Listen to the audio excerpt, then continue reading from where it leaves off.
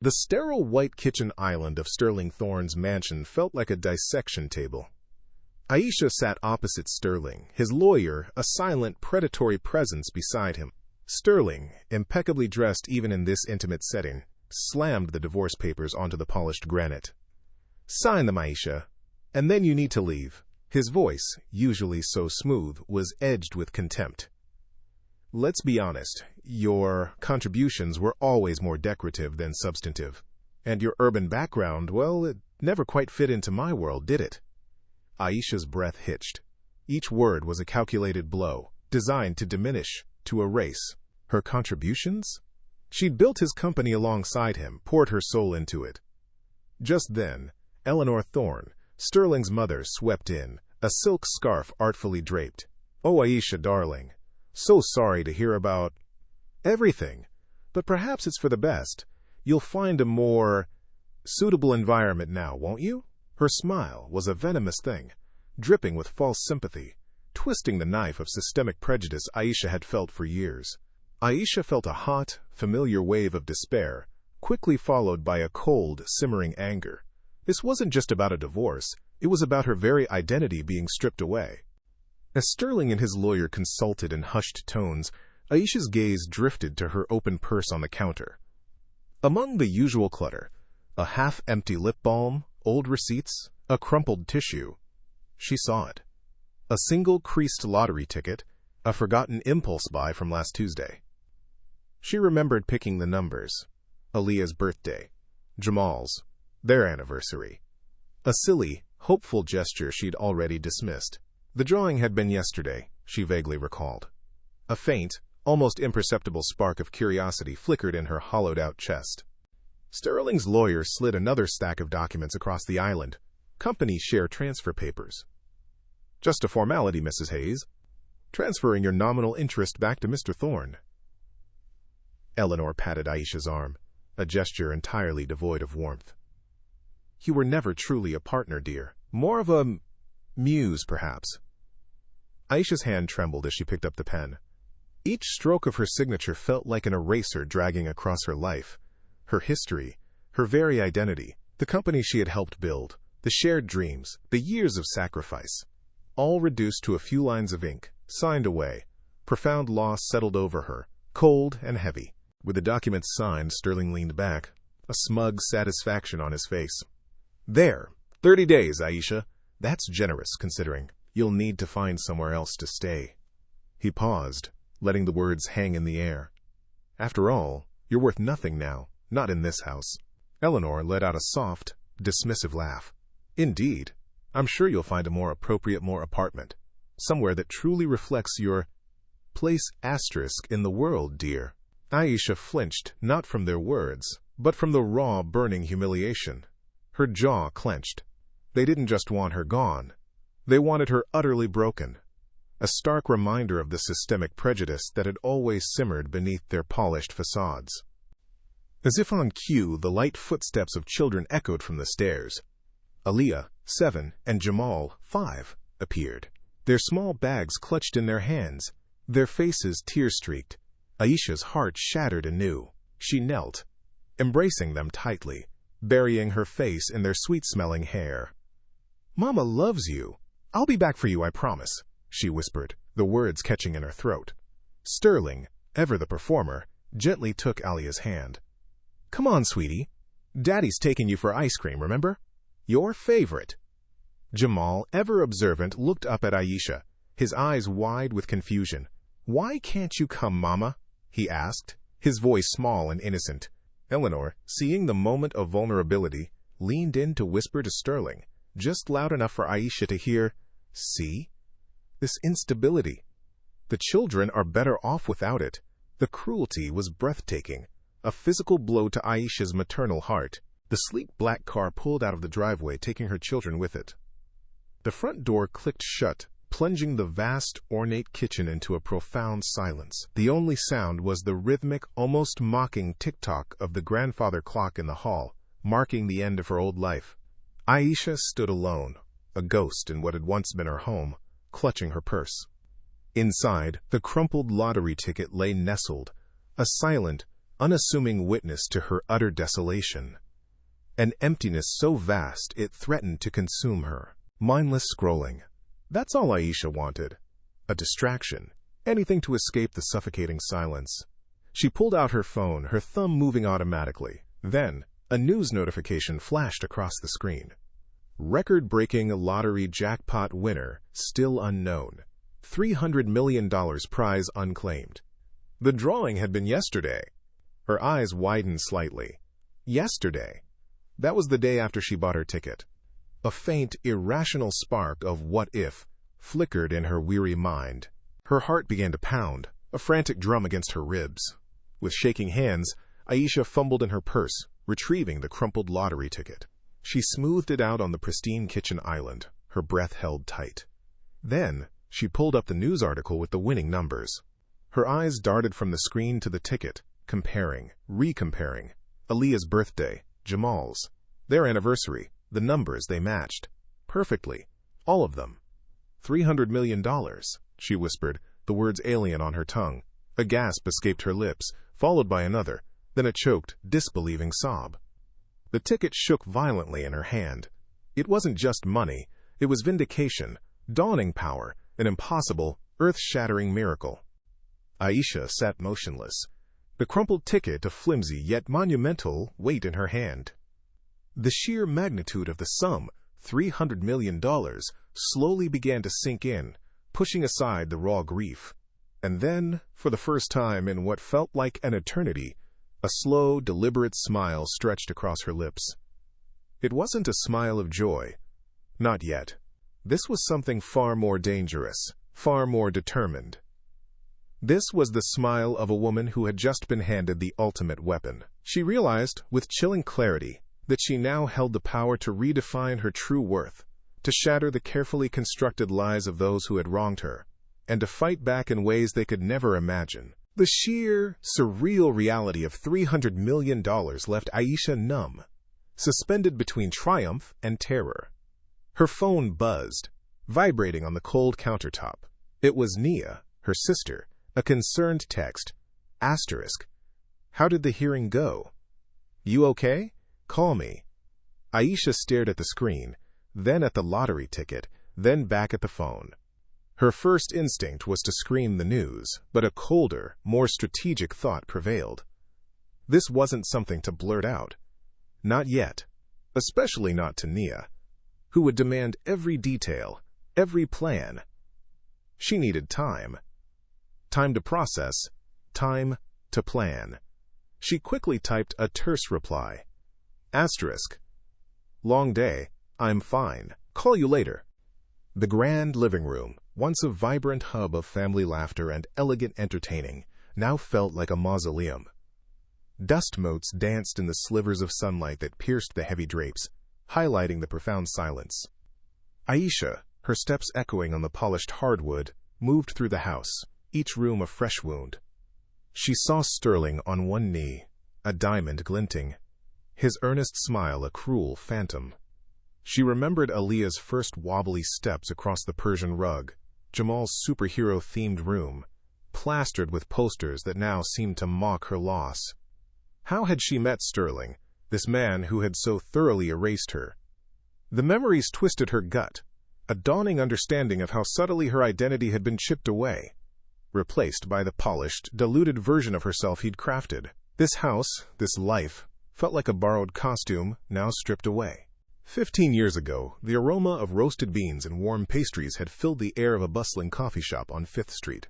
Aisha, then a college student working 3 jobs to make ends meet, had barely noticed the handsome regular with the kind eyes, Sterling Thorne. He'd always ordered the same thing, a black coffee, no sugar. But one Tuesday, he'd lingered. You always look like you're building an empire, even when you're just pouring coffee, he'd said, his voice smooth, a genuine admiration in his gaze. Aisha, unused to such compliments, had managed a shy smile. Just trying to make it, she'd replied, pushing a stray curl from her face.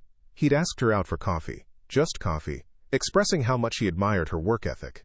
It was an old-fashioned charm, a stark contrast to the man she now knew. Their first date stretched for 6 hours in a cozy diner, the clatter of plates and murmur of conversations fading into the background. Aisha found herself pouring out her dreams, her struggles, her urban background that had taught her resilience. Sterling listened, truly listened, his eyes never leaving hers.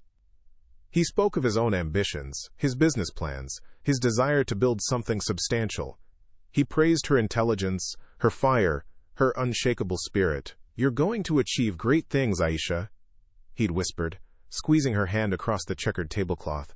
She had felt seen, truly seen, for the first time. It was a connection built on mutual respect and shared aspirations, a foundation that now felt like a cruel mirage. The early years were a blur of ambition and shared purpose. After Aisha graduated and Sterling secured his first corporate job, they lived in a tiny one-bedroom apartment, fueled by takeout and dreams. It was Aisha who conceived the idea for a marketing company, scribbling ideas on a whiteboard late into the night. Hayes Thorne Marketing Solutions, she'd called it, a proud amalgamation of their names. Sterling, with his knack for numbers, handled the finances, but Aisha was the driving force, the creative strategist, the one who charmed clients and built relationships. She'd worked tirelessly, often until dawn, crafting campaigns that landed them their first big contracts. The company was their baby, born from her vision, nurtured by her relentless effort. Yet, in court, Sterling's lawyer had claimed she contributed nothing substantial. The erosion had been so subtle, so insidious. It began years later, after the company found success and Eleanor, Sterling's mother, entered their lives more fully. Sterling's comments started as gentle suggestions. "Maybe a softer tone for client meetings, darling, to fit in with the executives. Your laugh is a little boisterous for these social events, isn't it?" He claimed he was helping her fit into his world, a better world that was subtly, implicitly, not hers. Aisha, desperate to be a good partner, a good wife, to counter Eleanor's cool disapproval, had tried to smooth her, quote, rough edges. Eleanor's microaggressions, thinly veiled comments about Aisha's energetic family or her unconventional path, only reinforced Sterling's control, making Aisha believe she truly needed to change to be worthy. She had changed, piece by painful piece, until she barely recognized the woman in the mirror. A sharp ring of the doorbell startled Aisha from her reverie. She hadn't been expecting anyone. Her neighbor, Brenda Hayes, stood on the porch, a tuna casserole clutched in her hands, her expression a mix of forced sympathy and thinly veiled curiosity. "Aisha, honey, I heard about the settlement," Brenda gushed, stepping inside without waiting for an invitation. "I just knew you'd need something comforting." "This is my famous tuna casserole." Brenda's eyes, however, seemed to linger a little too long on Aisha's disheveled hair, her worn clothes, observing her with an air of pity that made Aisha's skin crawl. The intrusion felt like a violation, yet Aisha, still reeling from the day's events, could only offer a weak, "Thank you, Brenda." As Brenda settled into the kitchen, placing the casserole on the counter, her voice dropped to a conspiratorial whisper. "You know, Eleanor has been quite vocal around the neighborhood." Aisha's jaw tightened. She knew what was coming. "She's been telling everyone that you took advantage of Sterling, that you never really contributed anything to the company, and that the children are honestly better off without you, given your unsuitable background." Each word was a fresh stab, confirming Aisha's worst fears about Eleanor's insidious campaign. The humiliation burned, a public shaming orchestrated by the very woman who had subtly diminished her for years. Aisha clenched her fists, her anger simmering just beneath the surface. Brenda, seemingly oblivious to Aisha's silent rage, continued, her voice hushed. "My husband, he works at the bank, you know. He mentioned Sterling's company, Hayes Thorne. It's really struggling. Sterling's been meeting with creditors, looking to sell off assets. It's on the verge of collapse." Aisha froze. Struggling? On the verge of collapse? A cold satisfaction, unexpected and sharp, pierced through her despair. All this time, Sterling had made her feel worthless, yet the company she had built, the one he claimed as solely his, was crumbling without her. The information was a sudden, potent validation of her true worth, a strategic awareness that ignited a spark in her eyes. Brenda leaned closer, her voice barely a whisper. "And Sterling, he's been asking around about your finances. He thinks you might have hidden something, some inheritance from your family, anything to get more money. Aisha's heart lurched. This was dangerous. Her lottery ticket, tucked safely in her purse, felt suddenly heavier, a ticking time bomb. Sterling, ever the opportunist, was hunting. She needed to be incredibly careful, incredibly strategic. The fear of discovery was real, but it was quickly overshadowed by a fierce resolve to protect her secret. Brenda wrung her hands, her eyes filling with tears. "Aisha, I have to tell you something." Her voice cracked. "Eleanor asked me about your family, about your brother's past legal troubles, and I told her. I just thought she was being friendly, asking about your background. I didn't know she would use it against you in court, to say your urban family made you an unfit mother." Aisha felt a profound shock, a deep, sickening betrayal. Brenda, her neighbor, her friend, had unwittingly provided the ammunition for Eleanor's cruelest attack. The sting of systemic prejudice, weaponized by those she thought she could trust, was almost unbearable. "Brenda," Aisha's voice was sharp, accusing, "How could you?" Aisha took a deep, shaky breath, her anger hardening into a cold resolve. "Brenda, I think you should leave." Her voice was quiet, but it held an undeniable finality.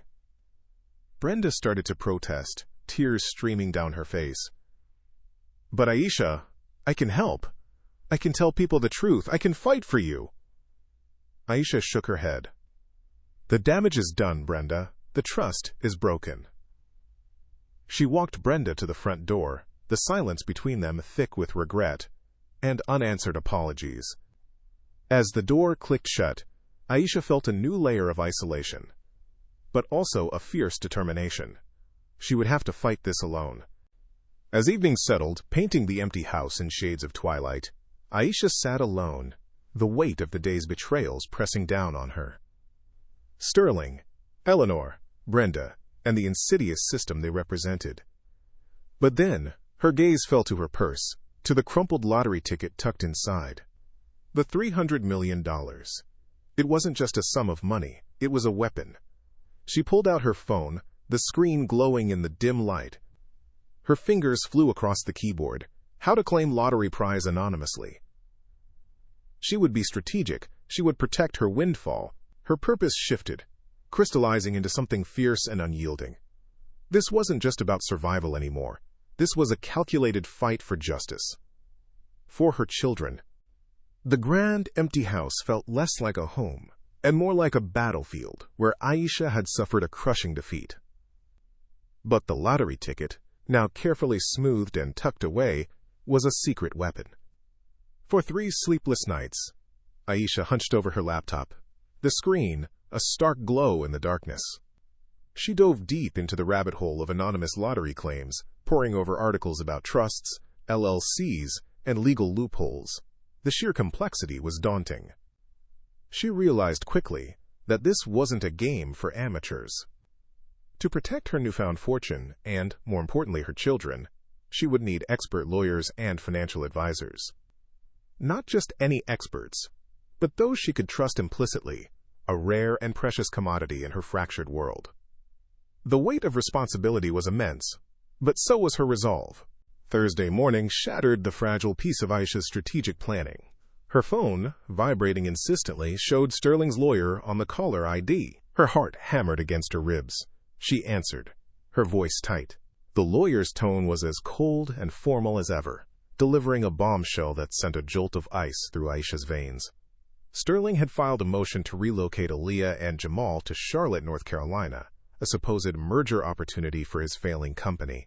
Aisha felt a profound terror grip her. This wasn't about business.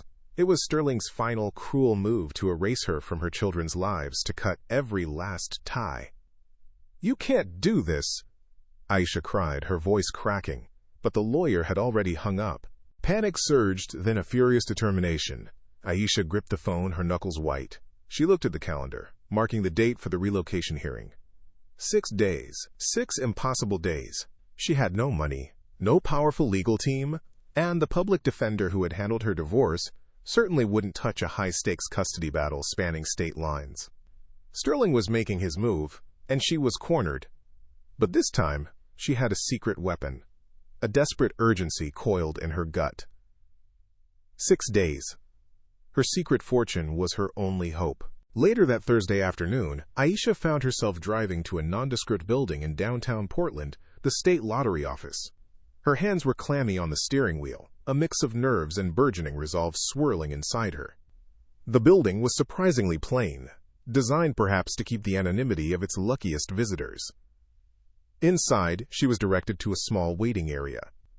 Moments later, a woman with kind, efficient eyes, Helen Martinez, the claim supervisor, greeted her.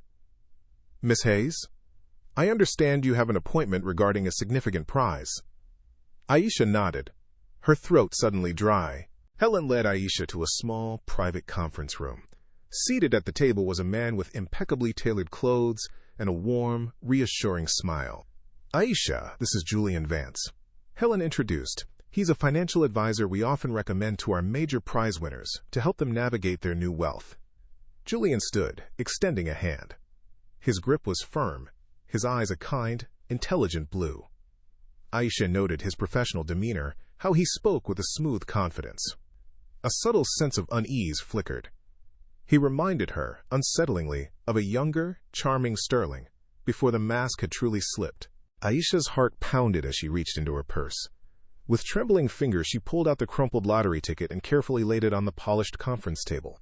Helen Martinez leaned forward, her professional composure momentarily cracking as her eyebrows shot up. She ran a scanner over the barcode, then looked at the numbers, confirming them against a printout.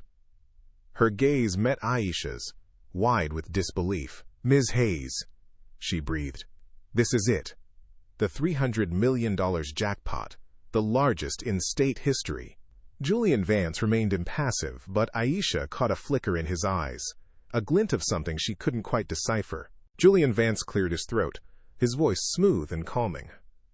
"Congratulations, Ms. Hayes. This is truly life-changing." He then launched into a detailed explanation of how they could protect her identity. "We can establish a trust," he explained, "the Aisha Hayes Family Trust, to claim the prize anonymously. It's a common and completely legal practice for winners of this magnitude." He outlined the legal steps, assuring her that the process could be expedited, potentially within a week. Aisha felt a wave of relief wash over her. Anonymity. Speed. It was exactly what she needed. Aisha looked from Helen to Julian, assessing their sincerity. After a moment, she decided to risk a partial truth. "There's a reason for my urgency," she began, her voice low, laced with the pain of the past weeks. She explained, carefully, about her brutal custody battle, how Sterling had stripped her of everything, even her children. "If he finds out about this money," she confessed, "he'll try to claim it. He'll use it against me to take my kids away forever." Julian listened, his expression attentive and empathetic, nodding occasionally. He seemed to understand, his gaze unwavering. Helen and Julian exchanged quick glances, a silent conversation passing between them. Then, Helen turned back to Aisha. "Legally, Ms. Hayes," she stated, "since the ticket was purchased after your divorce was finalized, and with funds separate from marital assets, Mr. Thorne has no legal claim to these winnings." Julian nodded in agreement. "It's unequivocally yours." Aisha felt a profound sense of relief, a tightening knot in her chest loosening just a fraction, but a flicker of her old wariness remained. Sterling's manipulative nature ran deep. He wouldn't give up easily. Julian leaned forward, his expression grave. "Ms. Hayes, I understand the urgency of your situation. I've seen firsthand how financial inequality can weaponize a custody battle." He paused, a subtle shift in his eyes. "My own ex-wife used our children as pawns, moved them across the country before I had the means to fight back effectively." He pulled a business card from his wallet. "I'd like to front the retainer for the best family law attorney in Portland, Eleanor Rodriguez. She's ruthless, expensive, and exactly who you need." Aisha stared at the card, stunned by his generosity and the raw vulnerability in his voice. Why would you do that?" she asked, genuinely bewildered. Aisha, still reeling from Julian's offer, decided to test the waters further. "My neighbor, Brenda," mentioned Sterling's company, "Hayes Thorne, is struggling," she revealed. watching Julian closely, something about him meeting with creditors, looking to sell assets. Julian's composed expression flickered, a feigned surprise. "Ah, yes," he said, nodding slowly. "I've heard whispers. It seems the market hasn't been kind to them lately." He offered a small smile. "Perhaps the universe is simply balancing the scales, Miss Hayes. Your windfall couldn't have come at a more opportune time." Aisha felt a cold satisfaction. Brenda's information was accurate. With the legal and financial assurances in place, a profound shift occurred within Aisha. The despair that had clung to her for so long began to recede, replaced by a surge of hope and fierce purpose. This wasn't just money. It was her chance to reclaim her life, her children, her worth. She picked up the pen. Her hand, which had trembled earlier, now moved with a steady, determined grace as she signed the trust documents. The Aisha Hayes Family Trust was officially established, with herself as beneficiary and Julian Vance designated as her financial advisor. A small, resolute smile touched her lips. As they gathered their things, preparing to leave the lottery office, Julian placed a hand gently on Aisha's arm. He handed her his business card, this one with a personal cell number scribbled on the back. "Remember, Aisha," he said, his eyes earnest. "Don't let anyone convince you that you're not a good mother. You have a fight ahead of you, but you're strong. And you're not alone." His words resonated deep within her, echoing her deepest fears and validating her struggle. Aisha looked at him, a warmth spreading through her chest. "Thank you, Julian," she said, her voice softer than she'd intended. Driving home through the bustling Portland streets, the afternoon sun glinting off her windshield, Aisha felt a profound transformation. The $300 million, no longer a crumpled piece of paper, settled around her like a coat of shimmering armor. It wasn't just wealth, it was power, a tangible manifestation of her newfound agency. She gripped the steering wheel, a determined glint in her eyes. Sterling, Eleanor, the gossiping neighbors, they had no idea what was coming. The war was on, and Aisha, clad in her silent power, was ready for battle. The following day, Aisha found herself ascending to the top floor of one of Portland's most prestigious legal buildings. Elena Rodriguez's office was a testament to success, with panoramic city views stretching out below. Aisha felt a familiar knot of nervousness in her stomach, but she pushed it down. She had to present a front of unwavering confidence. This was it. Her last, best chance to reclaim her children. To rewrite the narrative Sterling had so cruelly penned. Failure was not an option. Elena Rodriguez was younger than Aisha expected, but her presence was formidable. Sharp, confident, and impeccably dressed, she exuded an air of no-nonsense competence. Her gaze was piercing as she gestured for Aisha to sit. "Ms. Hayes," Elena began, her voice crisp, "Julian Vance has already been in touch. A substantial retainer has been transferred to my firm." She paused, her eyes assessing Aisha. "He assures me your case is, shall we say, unique, and he has a very high opinion of your resolve." Aisha felt a flicker of reassurance. This woman meant business, and she already had formidable backing. Aisha took a deep breath and recounted Sterling's latest maneuver. The surprise relocation motion, the Charlotte job offer, the impossible 30-day deadline. Elena listened intently, her pen flying across a legal pad, filling it with meticulous notes. "Classic playbook," Elena murmured, not looking up. "Isolate the other parent, paint them as unstable, then move the children to a new jurisdiction where their influence is negligible." She looked up, her expression sharp. "We're not just stopping this, Miss Hayes. We're turning the tables." Elena leaned forward, her eyes alight with a predatory gleam. "Here's our audacious counter-strategy, Ms. Hayes. We file an emergency motion for immediate custody modification." Aisha stared, stunned. "Modification?" Elena nodded. "We argue your significantly improved financial status, coupled with demonstrably stable housing and a clear plan for the children's well-being. Simultaneously, we expose Sterling's deteriorating business, proving his so-called merger opportunity is a desperate attempt to escape financial ruin here." Elena's smile widened. "We're not just stopping the relocation, we're aiming to reverse custody entirely." A surge of adrenaline, potent and exhilarating, coursed through Aisha. "Now, about your new resources," Elena continued, her tone turning serious. "We need to be strategic. The court needs to see stability, not extravagance. And crucially, we cannot reveal the full extent of your wealth to Sterling's team just yet. Not until we're ready to deploy it as a decisive weapon. Aisha nodded, understanding immediately. Accusations of hidden assets and fraud from the divorce settlement are exactly what Sterling will try to use, Elena explained. We need to control the narrative, not hand it to him. Aisha felt a renewed sense of caution, but also a growing confidence in her shrewd attorney. Just then, a soft knock came at the door. Julian Vance entered, looking even more polished than the day before, carrying a sleek leather portfolio. He offered a polite nod to Elena, but his eyes immediately sought Aisha's. "Aisha," he said, his voice warm, "how did the meeting go? Everything to your satisfaction?" He focused his attention entirely on her, making her feel both important and subtly observed. A faint blush rose to Aisha's cheeks. She gave a polite, internally flustered response, aware of Elena's sharp gaze. Elena quickly brought Julian up to speed. "Mr. Vance, we'll need immediate access to liquid funds from the trust. Aisha needs to demonstrate financial stability to the court, and quickly." Julian nodded. "Consider it done. Funds will be accessible by end of day." Elena turned back to Aisha. "And, Ms. Hayes, you need to find a stable, resourceful, but not ostentatious home. Something that speaks to comfort and security, not excessive wealth. We need it to present to the court by Monday." Aisha felt a wave of pressure, but also excitement. Tangible progress. After Elena finished her instructions, Julian turned to Aisha, his voice dropping slightly. "Aisha," he offered quietly, "I know the Portland market well. I understand what you're looking for, something genuinely suitable for your children. If you'd permit me, I could personally help you find a rental home today."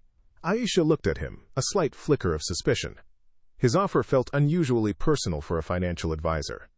"That's very kind, Julian," she said, her gaze searching his. "But isn't that a bit outside your usual scope?"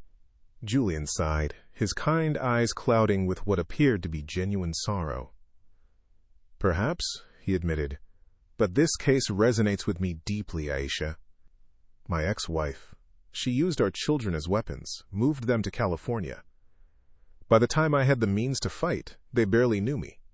He held her gaze, a profound empathy radiating from him. "I wouldn't wish that pain on anyone, especially not a mother fighting for her kids. Consider it my way of trying to make sure you don't suffer the same fate." Aisha felt a pang of sympathy, his story creating a powerful, albeit false, bond between them. The next morning, Aisha was jolted awake by her phone, vibrating relentlessly at 6:30 a.m. It was Nia. Aisha had been avoiding her sister's calls for days, unable to juggle the immense secret with Nia's fierce protectiveness. She answered, bracing herself. "Aisha Hayes, you better have a damn good explanation." Nia's voice, sharp and laced with fury, cut through the phone. "Brenda called me. Said Sterling's trying to move Aaliyah and Jamal to North Carolina, and you've suddenly got an expensive lawyer? Where in God's name did you get that kind of money?"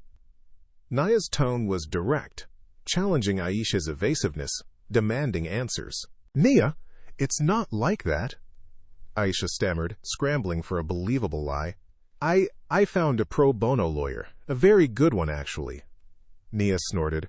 "Pro bono? For a high-stakes cross-state custody battle against Sterling Thorne? Aisha, don't lie to me, I know you. I also know what Brenda said about Sterling's company failing, and suddenly you're getting top-tier representation. Are you in debt to loan sharks or something equally stupid?" Nia's sharp intuition cut straight through Aisha's flimsy excuses, leaving her feeling exposed and guilty. "There's no loan shark, Nia," Aisha snapped, then lowered her voice, a defensive flush rising. "And there's no new man involved." But even as she said it, the image of Julian's earnest gaze, his generous offer, flashed in her mind. Nia, ever perceptive, heard the slight hesitation. "Aisha, you listen to me," Nia warned, her voice softening slightly but retaining its steel. "You are vulnerable right now. Don't let some slick white knight come swooping in, promising to fix everything, especially if he's asking for anything in return." Aisha protested, but a part of her wondered if Nia was right. She wasn't entirely sure of Julian's motives herself. That afternoon, Julian Vance, in his sleek Mercedes, drove Aisha to look at houses. The first was a sprawling colonial mansion in an exclusive, upscale neighborhood, complete with manicured lawns and towering gates. Aisha took one look and immediately shook her head. "No," she said firmly. "Absolutely not. It's too much." Julian looked surprised.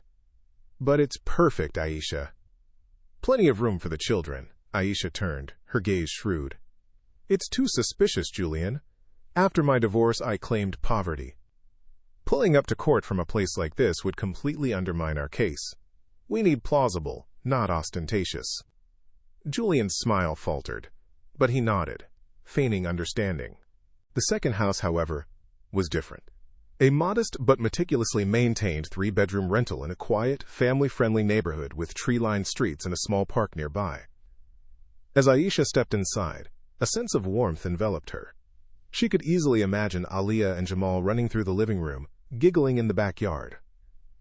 It felt like a home, a place of safety and belonging. The rent was perfectly plausible, and the location ideal for presenting to the court. "This one," she said, a genuine smile spreading across her face. "This feels perfect." Julian agreed, a subtle satisfaction in his eyes. As Aisha sat at the kitchen island of her soon-to-be new home, filling out the rental application, she felt Julian's attentive gaze on her. He watched her with an intensity that went beyond professional interest. "Aisha," he said, his voice low, "I know you're focused on the children, and rightly so. But I wanted to say, I'm very attracted to you." Aisha's hand paused, her pen hovering over the paper. He continued, "After the custody battle is over, when all this is behind you, I'd like to take you out to dinner. Not for business, for us." Aisha looked up, her heart doing a strange flutter. A flicker of personal hope, fragile and tentative, sparked within her. She was hesitant, but she found herself saying, I'll consider it." That evening, the fragile bubble of hope burst with the shrill ring of her phone. It was Sterling. His voice, when she answered, was laced with a chilling menace she hadn't heard since the divorce papers were signed. "So, you're playing games now, Aisha?" he sneered. "Expensive lawyers, I hear. Who's funding your little charade? I want to know, and I will find out, and believe me, I will destroy anyone who dares to get involved with you." Aisha gripped the phone, her knuckles white. His words were a direct threat, a confirmation that he was actively digging, hunting for the source of her new strength. Her resolve hardened. Aisha sat alone in the semi-furnished rental, surrounded by unpacked boxes, the silence amplifying the cacophony in her mind. Pressure mounted from all sides. Nia's persistent suspicions, Sterling's intensifying investigation, and the relentless ticking clock to Tuesday's hearing. Every decision felt fraught with risk. And then there was Julian. Her growing attraction to him, his seemingly genuine concern, now complicated by Nia's warning, added another layer to her internal conflict. She was powerful, yes, but also terrified. Isolated by her secret, she wondered if she could truly hold it all together. Monday morning arrived with a crisp, indifferent chill, but inside Aisha's rental house, the air thrummed with a nervous energy she couldn't shake. The phone felt heavy in her hand, Helen Martinez's professional voice a stark contrast to the earthquake it had just delivered. "The Aisha Hayes Family Trust is officially funded, Ms. Hayes. All $300 million. Helen's tone was congratulatory, but Aisha could only manage a quiet, almost fearful acknowledgement. $300 million. The words echoed in her mind, a dizzying, terrifying sum. She was, officially, one of the wealthiest women in Oregon. Yet, as the morning sun cast long shadows across the still unpacked boxes, a wave of terror, not triumph, washed over her. This wasn't the joyous liberation she'd imagined. This immense sum felt less like power, and more like an unbearable weight, a dangerous secret that now threatened to crush her. The responsibility was overwhelming, the potential for further complications, terrifying. How could one person possibly manage such a thing? The fragile peace of her morning shattered at noon when Elena Rodriguez's name flashed on her phone. Aisha answered, a knot forming in her stomach. Elena's voice was urgent, tight with concern. "Aisha, Sterling's team just filed a countermotion." Aisha's breath hitched. "They're alleging fraud, concealment of assets during the divorce. They're demanding a forensic accounting and want to delay Tuesday's hearing." A cold dread seeped into Aisha's bones. Fraud. Sterling was relentless, utterly without conscience. He was attacking her integrity, trying to paint her as a liar, a schemer. The delay was a tactical blow, jeopardizing the already impossible timeline she faced. Her stomach churned, a bitter taste rising in her throat. She had barely 6 days left, and now this? Her secret, the very thing meant to save her, was suddenly a ticking time bomb. "And that's not all," Elena continued, her voice grave, cutting through Aisha's rising panic. "They know about Julian Vance, and his substantial retainer for your legal fees." Aisha's hand flew to her mouth, a silent gasp escaping her lips. Julian. How? Sterling's team was implying an, quote, inappropriate financial arrangement, even moral turpitude, all designed to question Aisha's fitness as a mother. The shock was immense, followed by a surge of anger. Sterling wasn't just attacking her. He was weaponizing the very system that had already tried to strip her of her worth, leveraging those insidious systemic biases against women, especially women like her. Julian, the man who had offered a hand, a smile, a promise of anonymity, was now a liability. The humiliation burned, a hot flush spreading across her face. This was a direct assault on her character, a dirty tactic to paint her as an immoral, opportunistic woman undeserving of her children. The afternoon stretched, long and empty. Aisha sat on the bare floor of her rental house, surrounded by the silent testament of unpacked boxes. The quiet was oppressive, amplifying the frantic rhythm of her heart. She felt utterly isolated, the walls of the small house closing in around her. The $300 million, once a beacon of hope, now felt like a dangerous, glittering burden, a target on her back. Every word Elena had spoken echoed, each accusation a fresh barb. Her secret, meant to protect her children, was now threatening to expose her to even greater scrutiny, jeopardizing everything she fought for.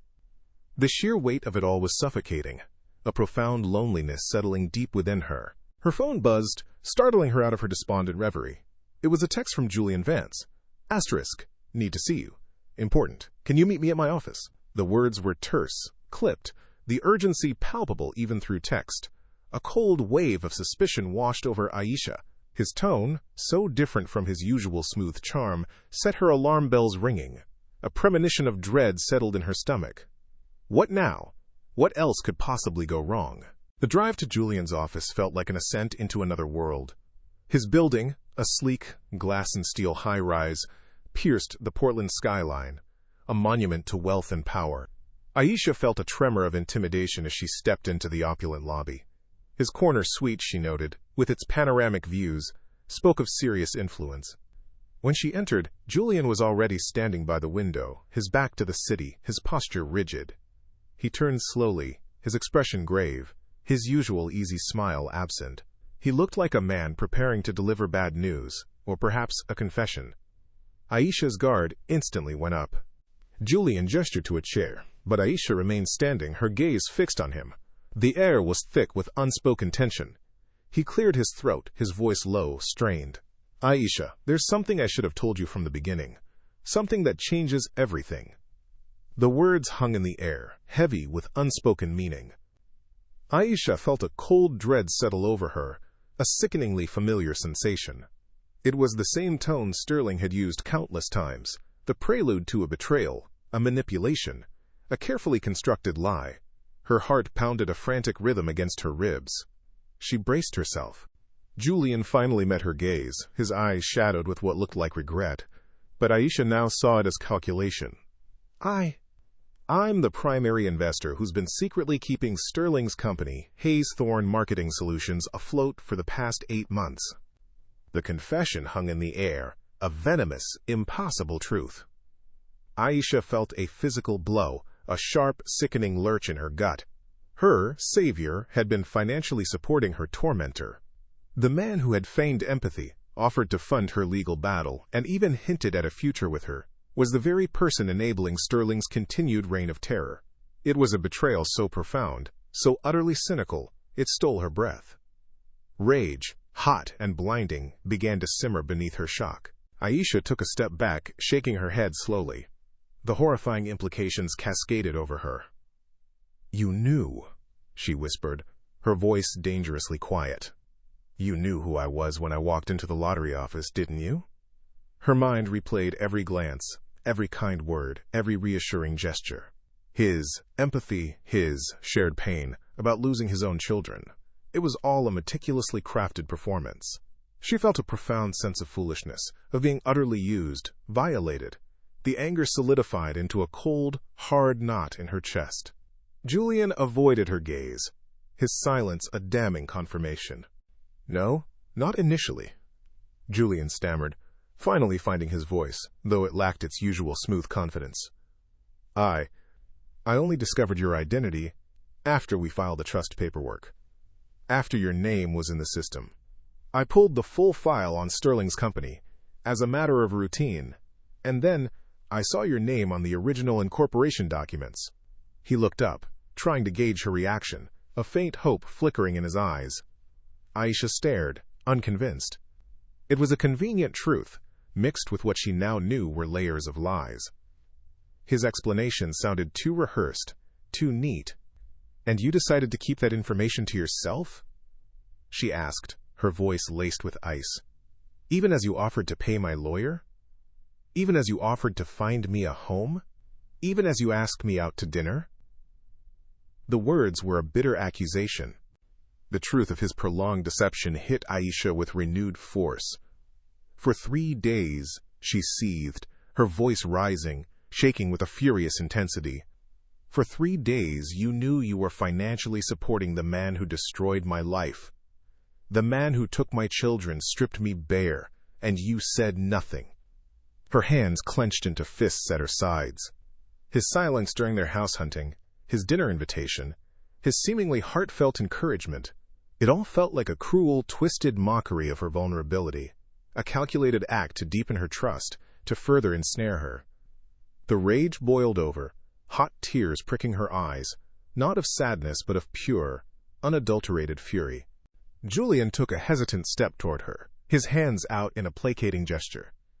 "Aisha, please, I was trying to figure out how to tell you, how to make sense of it. And my investment, it actually gives us more leverage, you see. We can use it against Sterling." His voice was a practiced balm, but to Aisha, it was like nails on a chalkboard. Leverage. Business. Her children, her life, reduced to a transaction. The indignation swelled, eclipsing even her rage. "Leverage?" she spat, her voice dripping with disgust. "My children are not a bargaining chip, Julian. My life is not some commodity for your financial gain." His cold, calculating approach further infuriated her, confirming the vast chasm between their perspectives. "You talk about leverage, about strategy," Aisha continued, her voice trembling now with a raw pain that cut through her anger. "But this isn't some merger, Julian. This is my family. This is my heart." She felt the sting of tears, the profound disappointment that threatened to break her composure.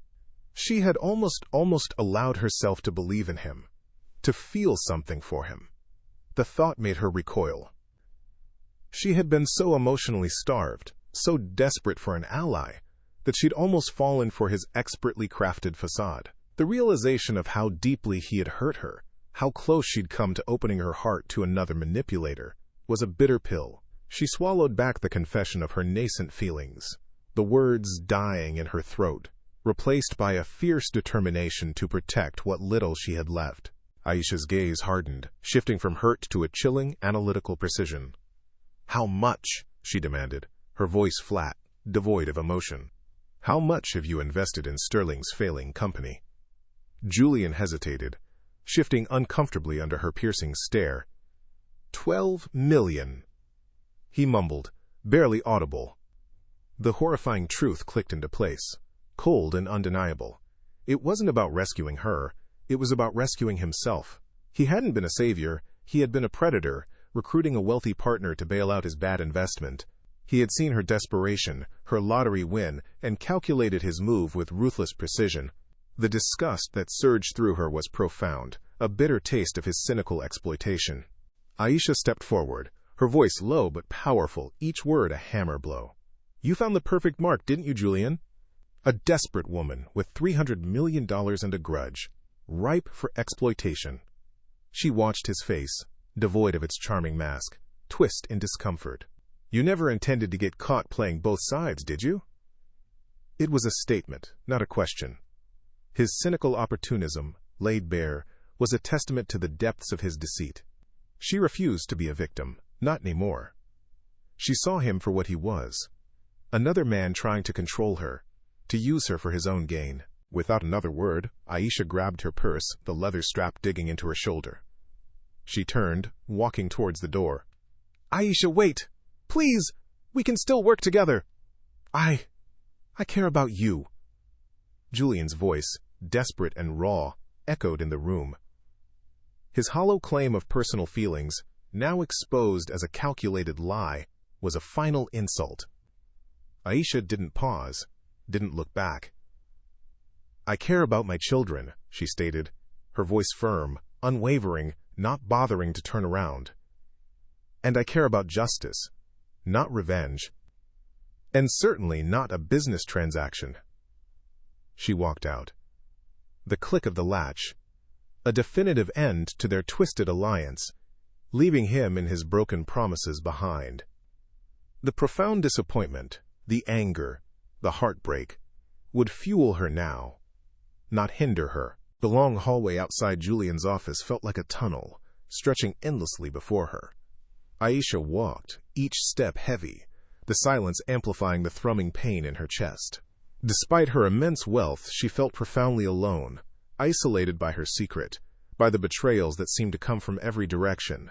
The custody hearing was less than 24 hours away, a looming battle she now felt completely unprepared for. Who could she trust? With Sterling attacking her reputation and Julian exposed as a calculating manipulator, she felt adrift.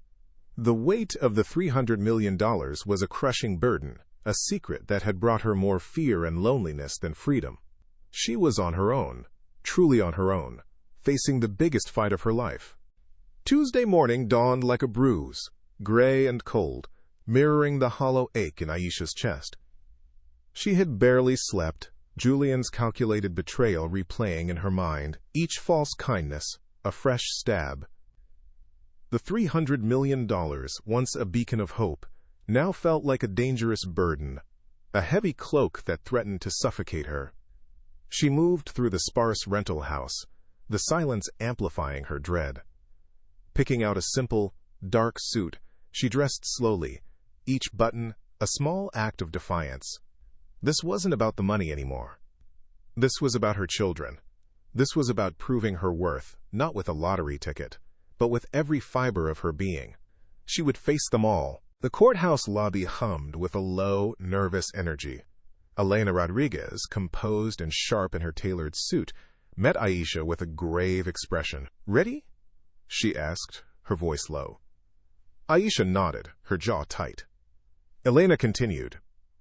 "Judge Miller denied our delay. Sterling's team will be allowed to question your finances. They're going for blood, Aisha." She paused, her gaze piercing. "Are there any surprises? Anything else I need to know? Anything you've held back?" Aisha met her gaze, a flicker of internal conflict warring with her resolve. "No," she said, the lie a tight knot in her throat. "Nothing that compromises me or my children." Elena's eyes narrowed, sensing the evasion, but nodded curtly. The impending crisis hung heavy in the air. The courtroom was smaller than Aisha had imagined, making the drama feel intensely personal, almost claustrophobic. Sterling and Eleanor Thorne already sat at their table, a picture of polished arrogance. Sterling offered a smug smirk, while Eleanor gave a dismissive wave, as if swatting away a fly. Aisha felt a familiar ache, the physical emptiness of Aaliyah and Jamal's absence. She clutched her purse, her knuckles white. Judge Miller, a woman with a stern face and experienced eyes, entered and called the hearing to order. Aisha took a deep breath, the air thick with tension and the ghost of her righteous anger. Sterling's lawyer, a slick man named Patterson, rose with practiced confidence. "Your Honor," he began, his voice smooth and condescending. "Mr. Thorne's relocation to Charlotte offers unparalleled enhanced educational and social opportunities for the children, Aaliyah and Jamal Thorne." Aisha flinched at the sound of her children's names, Sterling's last name, a painful reminder of her erased identity. She felt a surge of anger. He spoke of opportunities as if they were commodities, as if her children were just extensions of his ambition, not living, breathing beings ripped from their mother. Patterson pivoted, his tone turning insidious. "However," he continued, "we have grave concerns regarding Ms. Hayes's sudden ability to afford such aggressive legal representation." His eyes flicked to Elena, then back to Aisha. "We believe there are questionable sources funding this defense, perhaps even inappropriate financial arrangements or, dare I say, fraud and concealment of assets from the prior divorce settlement." The insinuations hung in the air, a poisonous cloud designed to tarnish Aisha's reputation and question her fitness as a mother. Aisha felt a cold panic seize her. Her secret was on the verge of being exposed. Elena, ever vigilant, subtly prepared her objection. "In fact, Your Honor," Patterson continued, pressing his advantage, "we have evidence that Ms. Hayes's attorney has been funded by none other than Mr. Julian Vance, a significant investor in Mr. Thorne's company, Hayes Thorne Marketing Solutions." The words hung in the air, a hammer blow. A collective gasp rippled through the few observers. Patterson's voice grew louder, triumphant. "This is a clear conflict of interest, Your Honor. A fraudulent manipulation designed to undermine this court and exploit both parties. We demand to know Ms. Hayes's complicity in this scheme." Aisha felt a profound shock, a sickening lurch in her stomach. Julian's betrayal, now weaponized against her, threatened to obliterate her case. Elena leaped to her feet, a furious objection on her lips. But Judge Miller's gavel slammed down, cutting through the chaos. Aisha watched, horrified, as her carefully constructed defense crumbled around her. Patterson's words painted her as desperate, manipulative, and utterly unfit. Every accusation, every implication of moral turpitude, felt like a judgment on her very character, a reinforcement of the systemic biases that had stripped her bare. The truth about the lottery, a secret she had guarded so fiercely, could save her, but at what cost? What new complications would it bring? What fresh scrutiny would she face, now exposed to a world that already judged her? Her children, her precious Aaliyah and Jamal, felt like they were slipping away, caught in the undertow of this legal maelstrom. Judge Miller's gaze, stern and unyielding, fixed on Aisha. "Ms. Hayes," she said, her voice cutting through the lingering tension, "the court has been presented with serious allegations regarding your financial arrangements. Have you, or have you not, entered into any financial agreements that could in any way compromise your ability to provide a stable and unburdened environment for your children, or that were not disclosed during your divorce proceedings?" Aisha was caught in an impossible trap. A lie would be perjury, destroying her credibility entirely. The full truth, the $300 million, that risked everything. Her lips trembled, her mind racing, the weight of the ultimate reckoning pressing down on her. Elena gave her a worried glance, a silent plea for honesty. Aisha's voice was barely a whisper, a strained admission that felt like tearing a piece of herself away. "Yes, Your Honor," she managed, her eyes fixed on the judge. "I have accepted assistance from someone who believes in my case. But I have not compromised myself, nor my ability to care for my children. The funds were provided for legal representation, nothing more." From Mr. Vance. It was a partial truth, an evasive maneuver designed to protect her secret just a little longer. Judge Miller's expression remained unconvinced, her gaze unwavering. Elena sighed, a frustrated whisper escaping her lips. The partial honesty had complicated rather than resolved the situation. Sterling's lawyer seized on the admission, his voice dripping with triumph. "Your Honor, Ms. Hayes's admission proves either fraudulent concealment of assets, manipulative behavior, or catastrophic poor judgment. Any of these renders her unfit for primary custody." He gestured dramatically, painting Aisha as a scheming opportunist. Elena jumped to her feet, a desperate "Objection, Your Honor," on her lips. But it was too late. The damage was done. Aisha felt a wave of humiliation wash over her, followed by a cold, numbing panic. Her chances, once so fiercely fought for, were slipping through her fingers like sand. The profound injustice of it all burned in her gut. Judge Miller's gavel slammed down once more, a sound of finality. "Enough," she declared, her voice firm. "The court is not satisfied with the partial disclosures. Given the serious nature of these allegations and the conflicting financial information, I am ordering a complete and unredacted financial disclosure from Ms. Hayes, including all assets, income, and any and all financial agreements, past and present, for the last 18 months. Her gaze swept over Aisha. "This hearing is continued for 2 weeks. I expect full transparency, Ms. Hayes, or this court will draw its own conclusions." Aisha's heart sank. 2 weeks. She had lost the element of surprise, her anonymity shattered. She was now forced to reveal her $300 million secret, and the inevitability of it all weighed heavily. As Aisha stepped out of the courthouse, the afternoon sun felt strangely cold. Sterling Thorne, ever the opportunist, caught up to her on the steps. "Well, well, Aisha," he gloated, his voice laced with condescension. "Looks like your little game is over. In 2 weeks, everyone will know your true worth. And who exactly is this Mr. Vance? Quite the generous benefactor, isn't he? Or is he just another of your questionable choices?" He savored her discomfort, his eyes gleaming with malicious satisfaction. Aisha clenched her fists, her silent fury a burning coal in her chest. His taunts only solidified her resolve. He had no idea what was truly coming. Sterling's smile faded, replaced by a feigned look of concern. "You know, Aaliyah asked about you the other day," he continued, his tone shifting to something more insidious. "I told her you were just going through some things, that you needed to find yourself.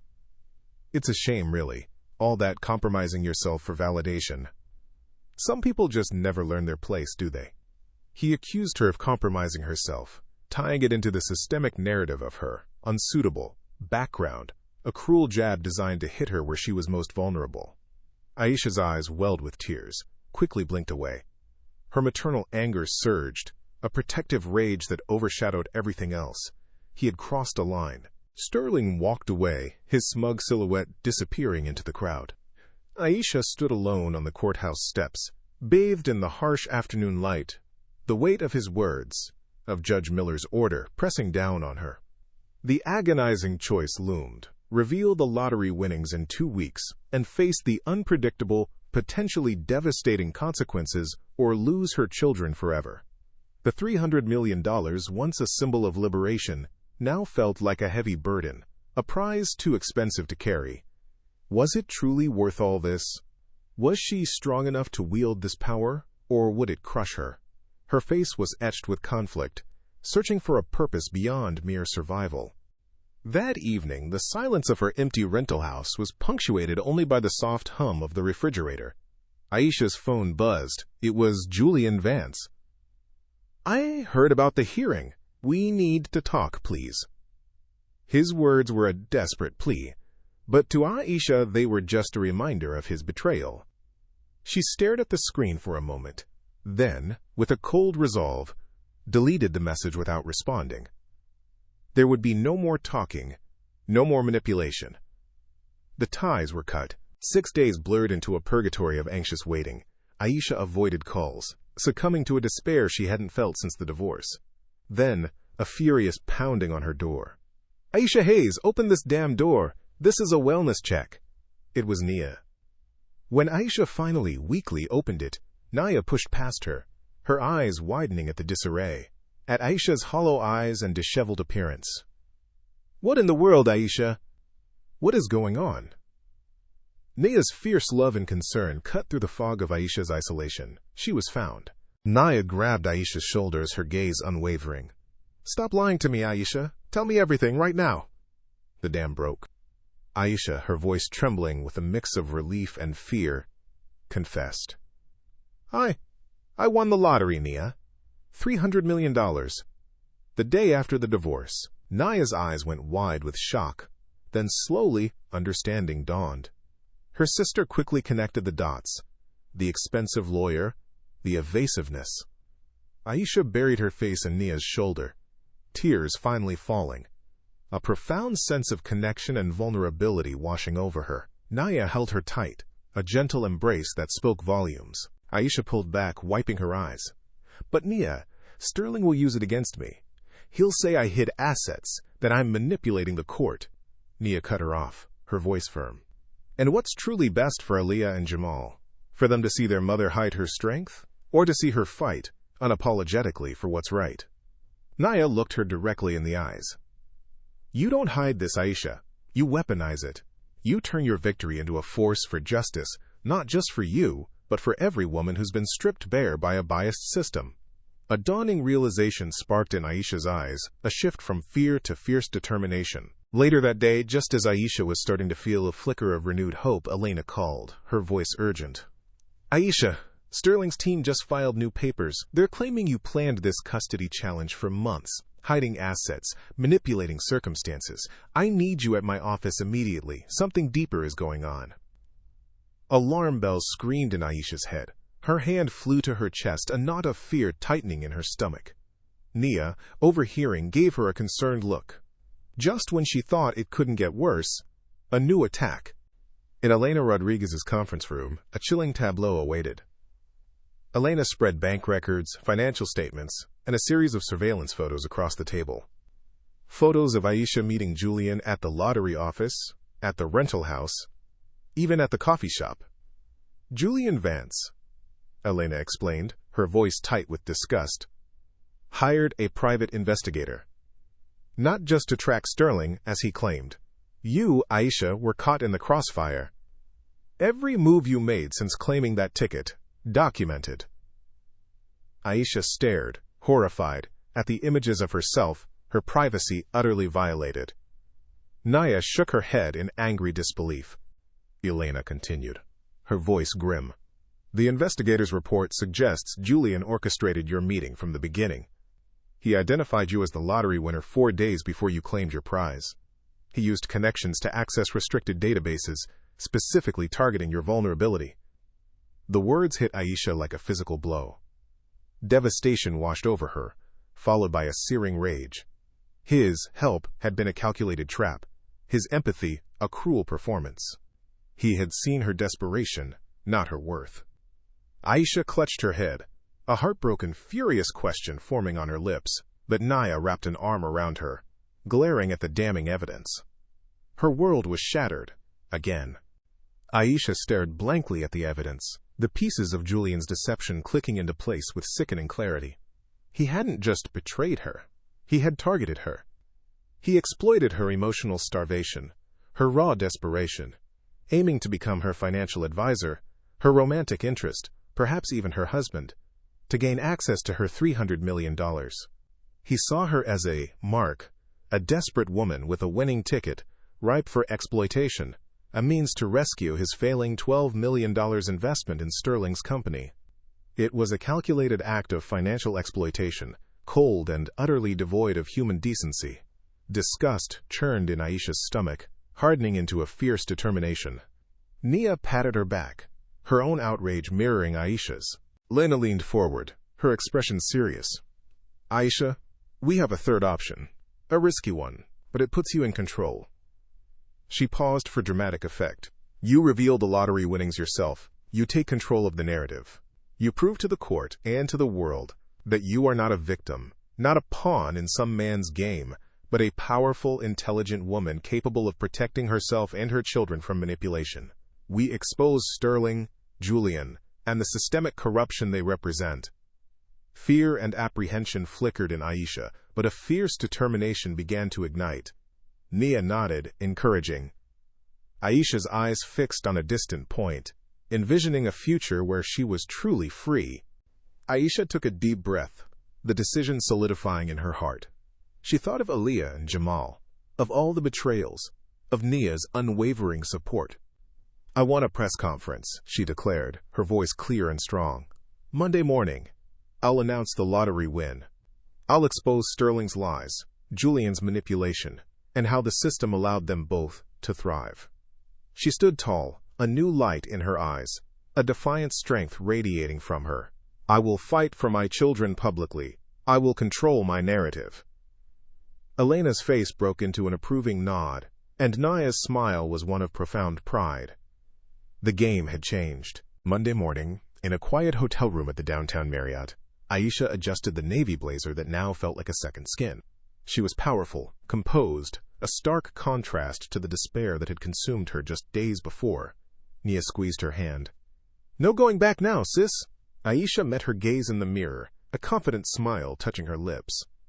"I know. And I wouldn't want to. They tried to write my story. Now I'm writing my own." The air crackled with nervous excitement and fierce determination. She was ready. The ballroom was a buzzing hive of anticipation, packed with local and national media. Cameras flashed, reporters jostled for position, their whispers a low hum. Aisha entered, composed and confident, Elena and Nia flanking her like formidable sentinels. The room fell silent as Elena introduced her voice ringing with authority. Aisha approached the podium, the bright lights momentarily blinding her. She took a deep breath, her eyes scanning the expectant faces. This was her moment. Her truth. Aisha leaned into the microphone, her voice clear and strong, commanding immediate attention. "My name is Aisha Hayes, and I am the winner of the $300 million Powerball jackpot." The room erupted. Chaos. Reporters scrambled, shouting questions, cameras flashed wildly, a cacophony of stunned disbelief. Aisha held up a hand, a small, defiant smile on her face. "Yes, you heard that correctly. I won $300 million. The day after my husband Sterling Thorne and his mother Eleanor Thorne stripped me of everything, including my children, in a divorce settlement designed to leave me destitute." The bombshell had dropped. As the room quieted, Aisha calmly explained Julian Vance's manipulation. Mr. Julian Vance, who presented himself as my savior, was anything but. A large screen behind her displayed bank records, financial statements, and the damning surveillance photos. He tracked lottery winners. He identified me as a vulnerable, newly divorced woman with immense wealth. He positioned himself as my trusted advisor, all while protecting his $12 million investment in Sterling Thorne's failing company, Hayes Thorne Marketing Solutions. She detailed how he had used her desperation, her emotional starvation, to exploit her, a cynical act of financial exploitation. Reporters gasped, furiously typing notes, as Julian Vance's professional ruin unfolded live before their eyes. Aisha's voice, now infused with profound purpose, resonated through the ballroom. "I was worthy of my children's love before this lottery, my intelligence, my creativity, my tireless fight for my children. That was my true worth. This money does not define me, but it will empower me." A graphic of the Hayes Family Foundation logo appeared on the screen. "Today I announced the creation of the Hayes Family Foundation, dedicated to providing legal and financial support for families, especially mothers, who face systemic inequality and manipulation in our legal system," she concluded, her gaze firm. No one should lose their children because they lack resources or are vulnerable to predators like Julian Vance and Sterling Thorne. To Judge Miller and to the court, Aisha stated, her voice unwavering, "I ask that you grant me primary custody of my children, not because I am a lottery winner, but because I am a fit, loving, and capable mother who will fight for them with every fiber of my being." She looked directly into the cameras, a powerful statement of encouragement. To every parent out there, know your worth. Fight for your children. Do not let anyone silence you. Then, with a decisive movement, she pulled out her phone, navigated to Julian Vance's contact, and blocked his number. The final, symbolic act of cutting ties. Aisha stepped away from the podium, a confident smile gracing her lips, ready for the next challenge of motherhood and purposeful philanthropy. Her future, finally, was her own.